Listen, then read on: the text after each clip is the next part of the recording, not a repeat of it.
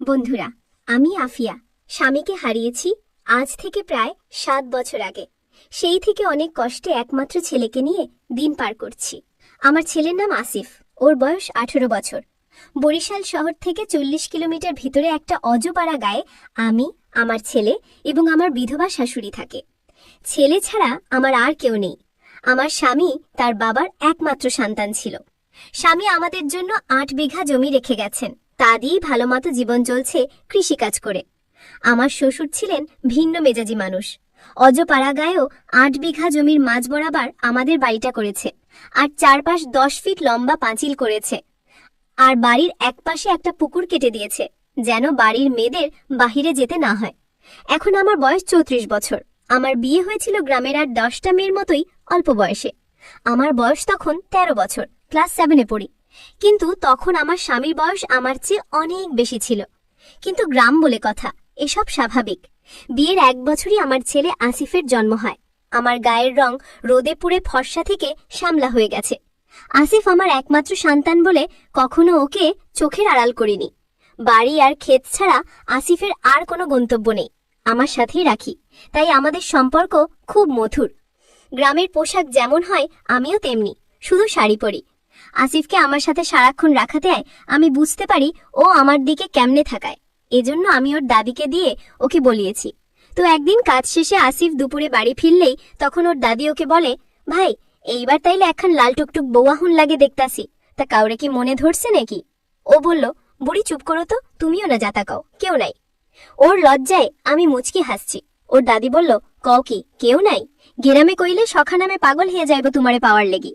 ও তখন যাবুড়ি বলে লজ্জায় উঠে গেল। এদিকে আমরা হেসে বাঁচি না ওর লজ্জা দেখে। ও চলে যেতেই আমি ওর পিছু নিলাম। দেখলাম ওর রুমে গিয়ে ড্রয়ার থেকে আমার একটা ছবি বের করে হাতে নিয়ে বলতে লাগলো, আমি শুধু তোমাকেই চাই, আমার আর কারোর দরকার নেই। এই শুনেই আমি জানালার পাশ থেকে সরে গেলাম।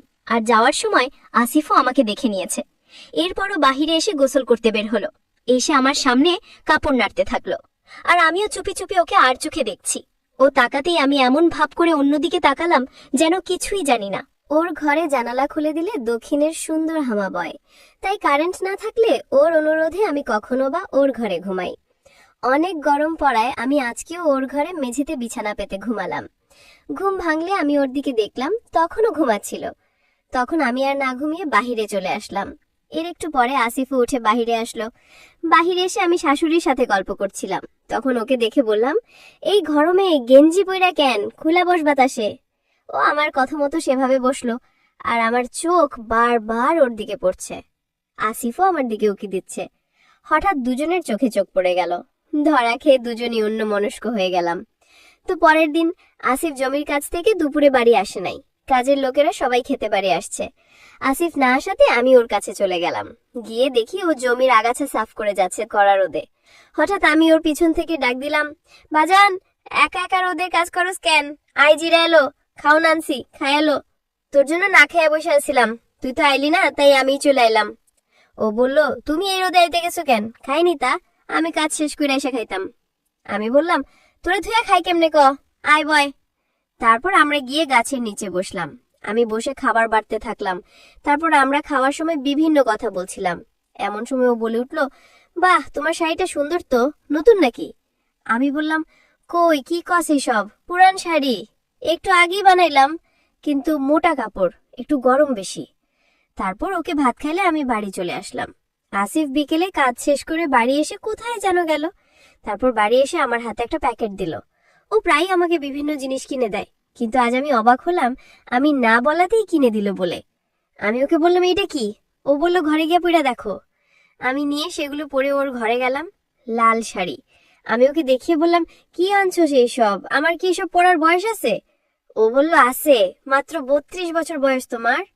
আমি বললাম, বুঝছি, তোরা বিয়া দিতেই হইব। ও বলল, আমি বিয়েই করুম না। আমি মুখে চিন্তার ভাঁজ নিয়ে ওর পাশে গিয়ে বসলাম, আর ওকে বললাম, কেন রে, বিয়া করবি না কেন? ও বলল, আমি সারা জীবন তোমার লগেই থাকবো। আমি বললাম, কি কয় পোলা, বউ থাকলে যত্ন সোহাগ করবো, খেয়াল রাখবো। ও বলল, তা তো তুমিই রাখো, আমার আর কিছু লাগবো না তোমারে ছাড়া। আমি বললাম, আরে বেটা, বউ যেভাবে খেয়াল রাখতে পারবে সেভাবে কি আর আমি রাখতে পারবো? ও বলল, আমি তোমাকে নিয়েই বাঁচতে চাই, তুমি ছাড়া আর কাউরে চাই না। আচ্ছা আগে কও, আমার আনার শাড়িটি তোমার পছন্দ হয় নাই? আমি বললাম, পছন্দ হইব না কেন, তোর বাপে তো কখনো এমন শাড়ি কিনে দেয় নাই। এরপর আমি আরো কিছু কথা বলে চলে আসলাম। আসিফও আমার সাথে বাহিরে আসলো।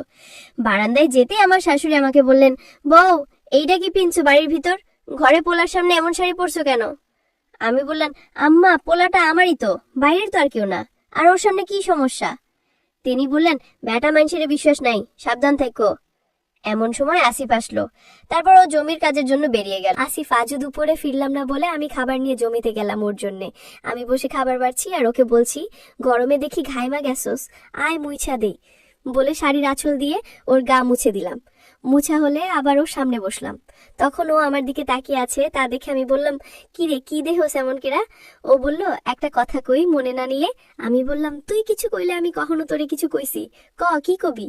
ও বলল, তোমারে না মেল্লা সুন্দর লাগে, নায়িকা গুলাহান, তোমার তো বয়সও কম, তুমি আরেকটা বিয়া কইরা লও। আমি বললাম, কি কস এইসব? আমি এই সংসার ছাইরা তোরে ছাইরা কই যামু? কেডা আমারে বিয়া করব? ও বলল, এখন লাখো বেটা তোমারে বিয়ে করতে চাইবো। আমি বললাম, চুপ কর, আর কখনো কবি না এসব কথা। তুই করতি এরকম বিধবারে বিয়া? কে চাই নিজের জীবন বিধবার লগে কাটাইতে? ও বলল, আমি করতাম, তোমার মতো মাইয়া পাইলে আমি জীবন উজাড় কইরা দিতাম। ওর এই কথা শুনে আমি একটু মুখ লুকিয়ে হাসলাম। এতক্ষণ ঠান্ডা যুদ্ধে নিজেই যেন পরাজিত হয়েও জয়ী। এবার আমি ওকে বললাম, হয়েছে হয়েছে, চুপ কর, খাবার খেয়ালো। এই বলে আমি ওকে খাইয়ে দিলাম। ও তখন বলল, তোমার তাহলে এই শাড়ি পছন্দ হয়েছে? আমি বললাম, হয়েছে মানে খুব সুন্দর।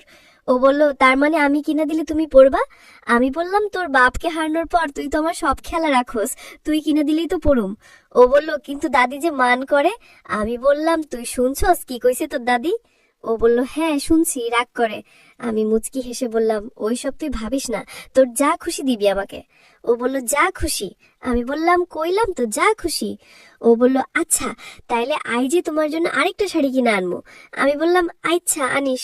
বিকালে আসিফ আবার বাজারে গিয়ে আমার জন্য আরেকটা শাড়ি কিনে আনলো, আর ওর দাদির জন্যও কিছু আনলো। ও বাড়িতে এসে আগে ওর দাদিকে দিল তার জন্য আনা অনেক কিছু। সামনে আমি বসে আছি, আমাকে প্যাকেটটা দিয়ে আর ওর দাদিকে বলল, আচ্ছা বু, আমার জননী সুন্দর কাপড় পরলে ভালো লাগবো না? ওর দাদি কইল, লাগবো না কেন, কিন্তু স্বামী না থাকলে সাজন লাগে না, মুরব্বীরা কইতো। আসিফ বলল, স্বামী নাই তো কি হইছে, সন্তানের লাইগা সাজন যায় না? ওর দাদি কইল, সন্তানের লাইগা সব করা যায় ভাই। ও বলল, তাইলে আমিও চাই সে সাইজা গুইজা হাসি খুশি থাকুক, তুমি কি তাতে মান করবা? ওর দাদি বলল, তুই চাইলে সব হইব ভাই। তারপর তিনি আমাকে কইলেন, বউ যাও পইরা আসো, আমার ভাই যা দিছে। তারপর আমি ভিতরে গিয়ে সেগুলো পরে একটু পরে বেরিয়ে আসলাম, হাতে চুড়ি, কপালে ছোট টিপ। আমাকে এভাবে দেখে আসিফ আর ওর দাদি একে অপরের মুখ চাইছে। একটু পরে ওর দাদি কইল, ভাই রে ভাই, তোর জননীর দিহি সাজানোর দারুণ পছন্দ। আসিফ বলল, সুন্দর লাগতেছে না বউ? ওর দাদি কইল, মেলা সুন্দর লাগতেছে, তোর বউ আইলেও এমনি সাজাবি। এরপর আমি ঘরের কাজ করতে শুরু করলাম। দুপুরের পর আসিফকে নিয়ে একটু বসলাম বাতাসে। ও আমাকে একটু পরে অনেকটা ফিসফিস করে বলল, শাড়িটা তোমার পছন্দ হয়েছে? আমি ওর কানে ফিসফিস করে বললাম, আমার পোলা কিনে দিছে এত শখ কইরা, পছন্দ না হইয়া বারে? ও বলল, তোমারে অনেক সুন্দর লাগতেছে, একদম পরীর মতো। আমি বললাম, আমার পাগলা পোলা। এই বলে আমি উঠে দাঁড়িয়ে একবার ওর দাদির দিকে তাকালাম। এরপর কোনো কথা না বলে আগে ওর দাদিকে কোলে তুলে নিলাম। ওনার বয়স হয়েছে, হাঁটতে পারে না। আমি বা আসিফ সকাল বিকাল তুলে উঠানেও ঘরে নেই। এমনিতেই এখন রাত হয়ে গেছে। আমি ঘুমন্ত ওনাকে নিয়ে ঘরে রেখে এলাম। এরপর এসে ওকে কিছু বলার সুযোগ না দিয়েই ওর হাত ধরে চলতে লাগলাম ঘরের দিকে। আমি সোজা ওকে আমার ঘরে নিয়ে আসলাম। তারপর ওকে কাছে এনে বললাম, লুকায় লুকায় আমাকে দেখোস, আজকে দেখব কত দেখতে পারোস। ও আমার কথা শুনে মাথা নিচু করে চুপ করে আছে। কয়েক মুহূর্ত সব যেন স্থির হয়ে গেল। এই যেন ঝড়ের পূর্ব মুহূর্তের নিস্তব্ধতা। দেখতে দেখতে দুজনের চোখে চোখ পড়ে গেল। আজ আর কেউ চোখ সরালাম না। কালক্ষেপণ না করে সোজা দুজন দুজনকে আঁকড়ে নিলাম। আর আমি ওকে বললাম, আমি জানি তুই আমারে চাস, সারা জীবন আমিও শুধু তোর হইয়া থাকুম। ও বলল, সারা জীবন তুমি আমার হইয়াই থাকবা। আমি তখন বললাম, সব তোর জন্য আইজ। এরপর থেকে আমরা সুখে শান্তিতে জীবনযাপন করতে শুরু করলাম। তো বন্ধুরা, আজকের ভিডিওটা এখানেই সমাপ্ত। ভিডিওটি ভালো লাগলে লাইক, শেয়ার এবং চ্যানেলটি সাবস্ক্রাইব করতে পারেন। ভালো থাকুন, সুস্থ থাকুন। ধন্যবাদ।